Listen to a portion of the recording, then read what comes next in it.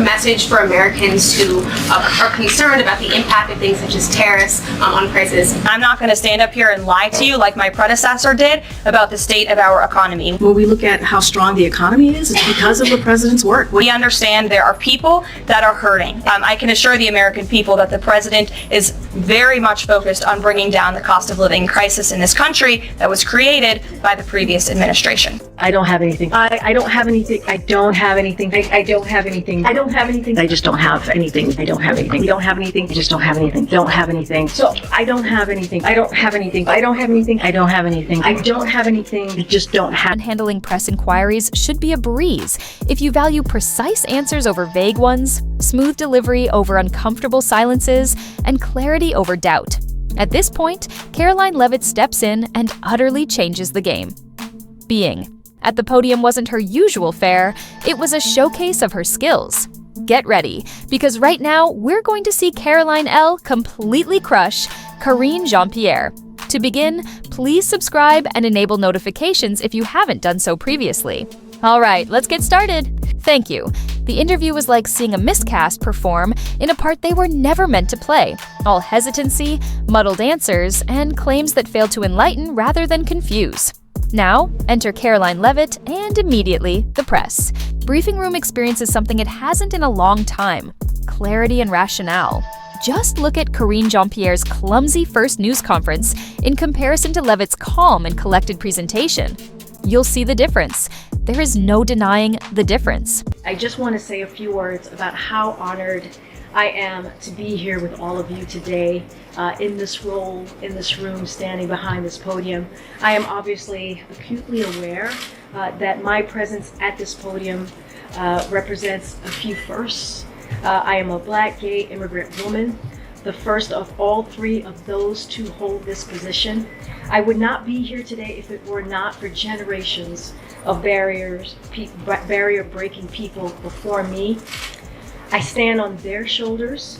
If it were not for generations of barrier-breaking people before me, I would not be here. Just when it seems that the scenario couldn't be more uncomfortable, Karine opens with a self-congratulatory statement, emphasizing that she is the first Black, LGBT immigrant woman to hold the role, as if it bears more weight than fulfilling the tasks of the post. But that aligns with a widespread trend, prioritizing identity over skill. Now, let's shift our focus to Karoline, who delivers a spectacular performance on her first day in office. From the time Karine comes up to the microphone for her inauguration speech, the discomfort in the room is clear. But that's just the beginning. Good afternoon, everybody. How are we? Good to see all of you. It's an honor to be here with all of you. A lot of familiar faces in the room, a lot of new faces. And President Trump is back, and the golden age of America has most definitely begun. The Senate has already confirmed 5 of President Trump's exceptional cabinet nominees: Secretary of State Marco Rubio, Defense Secretary Pete Hegseth, CIA Director John Ratcliffe, Homeland Security Secretary Kristi Noem, and Treasury Secretary Scott Bessent. It is imperative that the Senate continues to confirm the remainder of the president's well-qualified nominees as quickly as possible. When Karoline Leavitt goes up to the podium, the entire room instantly feels more engaged. A refreshing shift from the normal vibe. One of the most noteworthy things about her approach is that she doesn't waste time on identity politics. If she had, she might have made a show of being the youngest White House Press Secretary. Instead, she gets directly to the point, laying out Trump's agenda for changing the country. The press, apparently unaccustomed to this degree of confidence, scrambles for its normal deflections and scripted comments. But Leavitt isn't here to play along. Unlike Karine, she doesn't deflect queries. And speaking of Karine, she often appears unprepared, relying on large binders at every briefing, yet rarely having the answers. Take a peek at this clip. About domestic and foreign policy issues in a formal setting at some point. You choose that point, but we haven't had that opportunity in quite some time. So I'll say this, it is also unprecedented that a president takes as many shouted questions as this president has, and he has. I know the administration, I'll tell you, almost every day. Okay, well, we'll certainly get the data and share that with all of you. I hear, John, I hear your question, I heard Zeke's question, I hear you. I hear you on the press conference, on a formal press conference. If the question is clear, why not just answer it? The reporter directly inquired. Why the press wasn't given a formal briefing with President Biden at that time. It was a simple, uncomplicated inquiry. But Karine does what she often does. Rather than delivering a direct response, she sidesteps, redirects, and brings up an unrelated argument about how many times Biden has addressed shouted questions, as if it somehow explains the continuous lack of transparency. You can sense the building frustration among the reporters as Karine avoids addressing the underlying issue while acting as though she is executing her role. She stumbles through her response, looking for anything that might approximate an answer. But no matter how long she pauses, the reality remains. Biden wasn't doing formal press briefings, and there was no meaningful argument for it. Instead, she relies on filler, comments, thinking no one will call it out. Now, contrast that with Karoline Leavitt, who effortlessly shuts down agenda-driven reporters. 100 arrests ICE has made so far since President Trump came back into office. Can you just tell us the numbers? How many have a criminal record versus those who are just in the country illegally? All of them, because they illegally broke our nation's laws and therefore they are criminals as far as this administration goes. I know the last administration didn't see it that way, so it's a big culture shift in our nation to view someone who breaks our immigration laws as a criminal, but that's exactly what Karoline doesn't just acknowledge the question, she takes full command of it. Her comments aren't ambiguous or scripted evasions. They are straightforward, informed, and often leave agenda-driven reporters shifting uncomfortably. Instead of browsing through binders or buying time, Karoline maintains eye contact and delivers her responses with confidence and clarity, leaving little room for media spin. It's no surprise that the press pool is trying to keep up. They're accustomed to gentle, non-committal replies, but now they're facing stark truths they can't readily deny. Karoline Leavitt isn't just an amazing press secretary, she's a strong leader, and that puts certain media on edge. She routinely provides clear, irrefutable moments like this in her comments.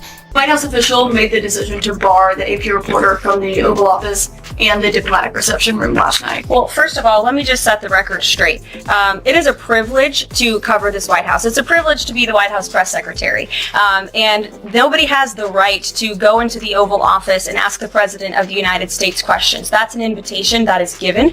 And there are hundreds of outlets on this campus, many of you in this room who don't have the privilege of being part of that pool every single day and getting to ask the President questions. We reserve the right to decide who gets to go into the Oval Office, and you all have credentials to be here, including the Associated Press, who is in this briefing room today. There are multiple media outlets on this campus. However, many of you in this room do not have the ability to engage with the president regularly or to ask direct questions. The authority to select who receives entry to the Oval Office belongs with us, and everyone present here, including the Associated Press, maintains legitimate credentials.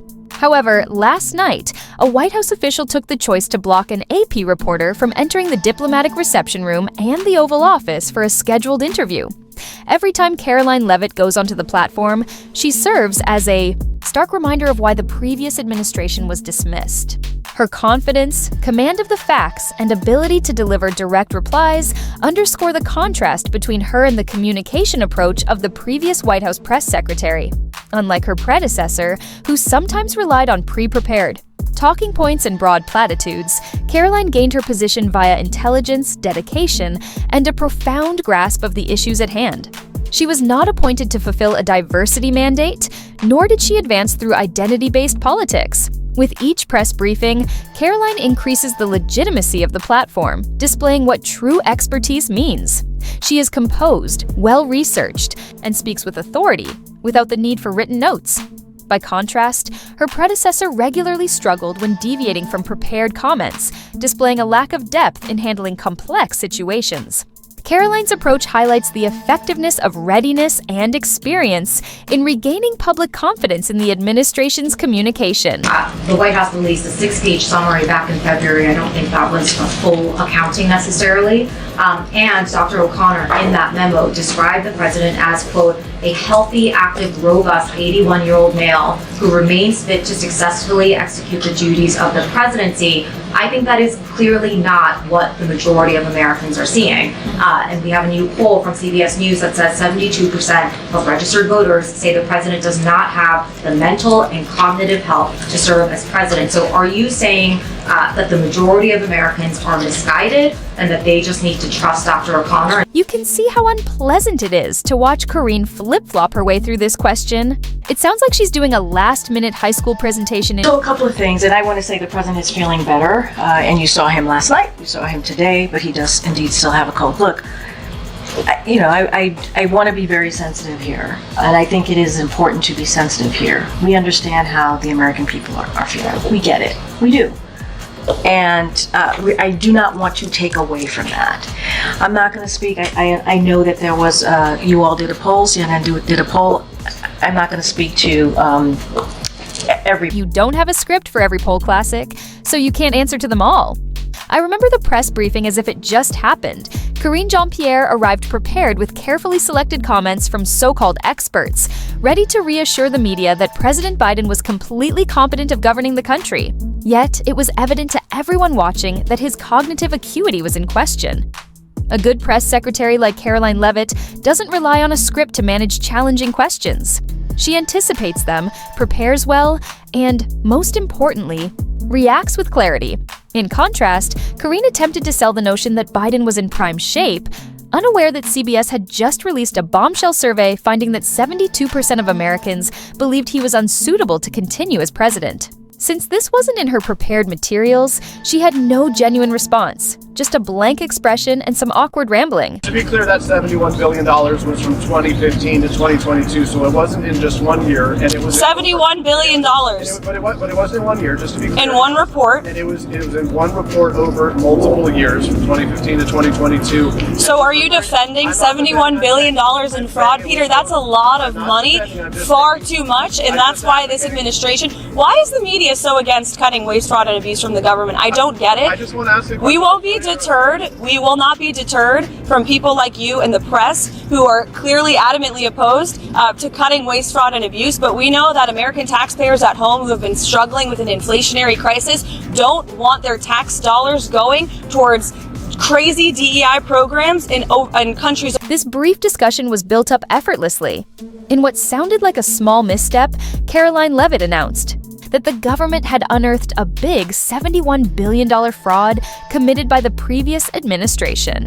She mentioned that the theft occurred inside a single fiscal year, forcing a reporter to rush in and confront her, pointing out that the $71 billion was actually distributed over 7 years rather than 1.